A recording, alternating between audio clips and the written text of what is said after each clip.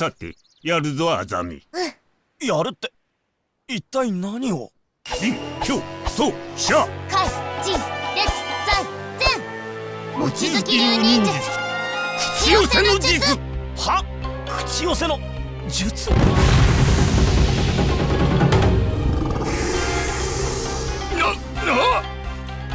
カエル、巨大なガマガエル。大丈夫、棟梁の忍術。押したな。こっちも撃て。対抗モダンだ。それー。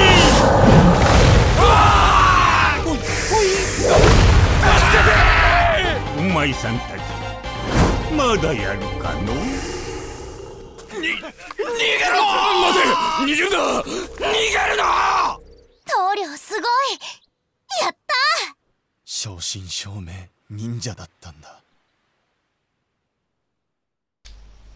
Hello everybody and welcome to this video. I've got good news today. I can talk about the Sakura Wars.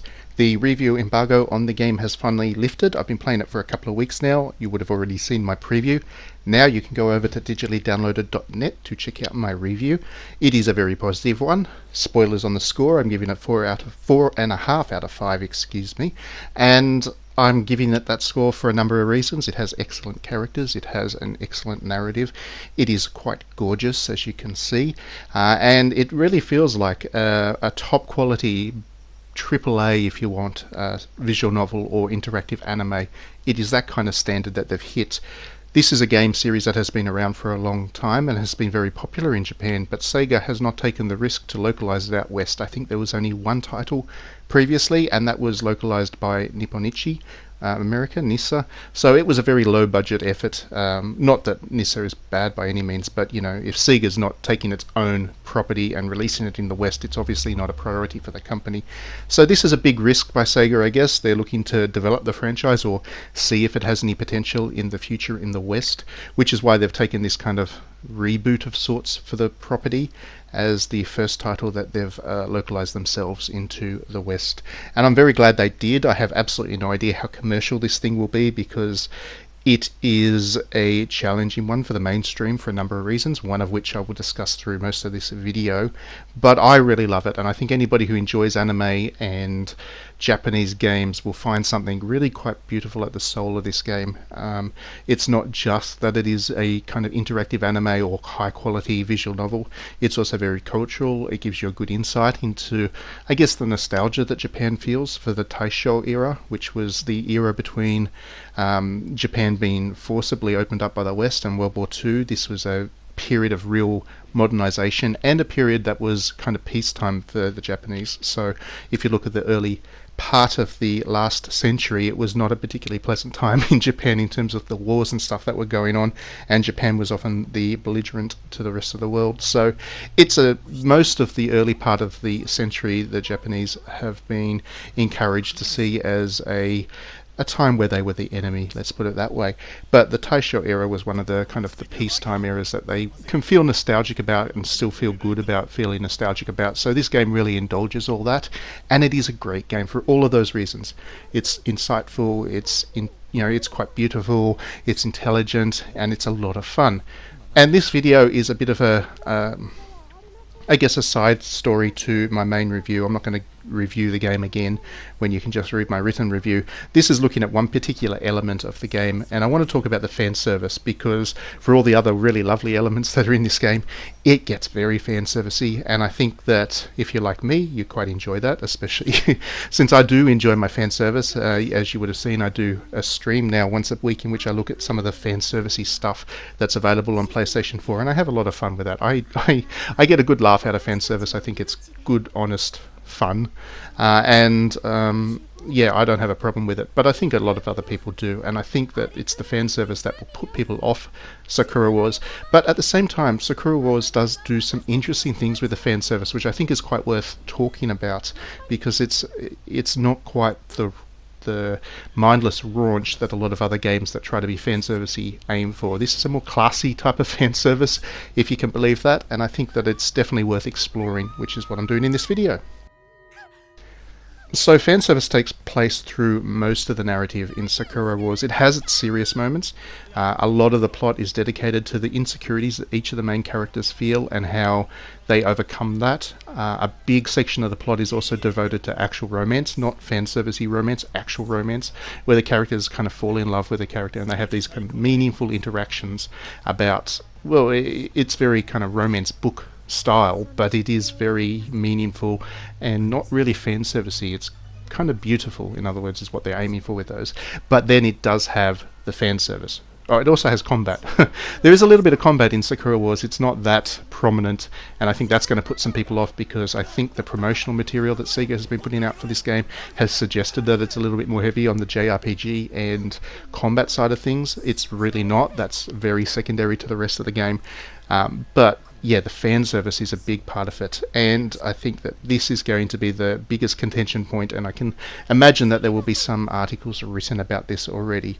So to go through some of the examples of fan service, there are moments where you can get very intimate with the characters. Those are kind of more romantic orientated a lot of the times, but when they happen, the character face of the girl that you are currently wooing comes right into the front of the screen. It kind of really fills up the entire screen. You're about to see it in this scene here. And it's intimate, but it's also very... It's intimate, sorry, I didn't say that very clearly.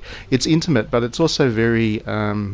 very intense. And while they're saying things that in any other JRPG would be seen as quite fan servicey and the girls would probably be wearing very little when they said so, in this context, in this one, those moments are very genuine and they come across as kind of mildly sexy, or certainly kind of the heading towards sexy times romance, but they're not focused on that, and they aim to be... It's a kind of fan service that we don't see that much in games, because games don't generally handle love as a topic very well. They handle sexual attraction very well, but they don't handle love as a topic. This game actually does a better job of that than pretty much any other JRPG or Japanese game that I have played in quite some time, except for, funnily enough, Final Fantasy VII Remake, which seems to be preempting everything that I'm talking about over the last couple of weeks. Final Fantasy VII Remake showed that Square Enix really loves doing quality remakes. Before Trails of Mana came along and showed again that they did it again. So Trails of Mana would have been a lot more high profile if Final Fantasy VII Remake hadn't existed beforehand. But Final Fantasy VII Remake also does a really great job of creating a romantic attachment to the various characters that isn't reliant on, cleavage. Although there's plenty of cleavage in there, it's not reliant on it. This game has those moments, like this moment on the screen right now, which is very similar in tone.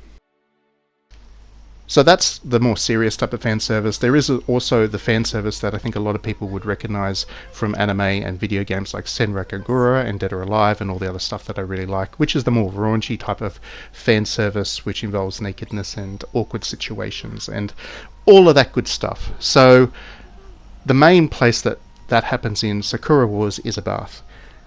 All of the characters live in a kind of dorm environment within a kind of grand theatre, because they're all part of a theatre troupe which is really struggling, and the kind of main narrative goal is to turn the fortunes of this theatre troupe around, find the girl of your dreams, and all of that.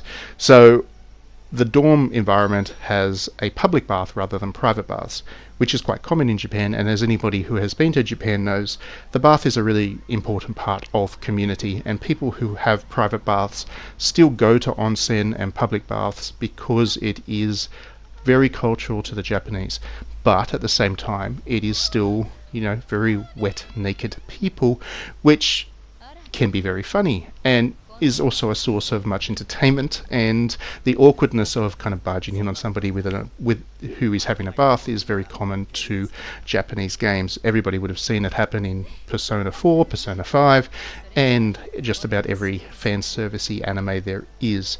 So this one, you can actually get into a lot of trouble by participating in the bath scenes, because obviously, as it is a romance, your major goal is to woo the girls, and that is by making the right responses when they're talking to you, doing the right thing by them, and generally being a stand-up guy. The problem is, when you come along to the bath scenes, each girl has one where she's taking a bath, and you walk into the bath environment and you can hear her talking through the door. You've got a choice. You can either do the right thing and skedaddle out of there, or you can barge on in. and it's very funny when you barge on in, I've got to say. The first time I played Sakura Wars through, I did not do very well with the relationships with the girls because I just had to see how each of those scenes played out, and the temptation is certainly there to do so because they are deliberately funny. They're obviously going to be funny before you even make the selection to do the wrong thing. And yeah, the punishment is obviously the relationship with the girl suffers, but it's not that significant that it kind of ruins the game. It's not like it's a game over or anything like that.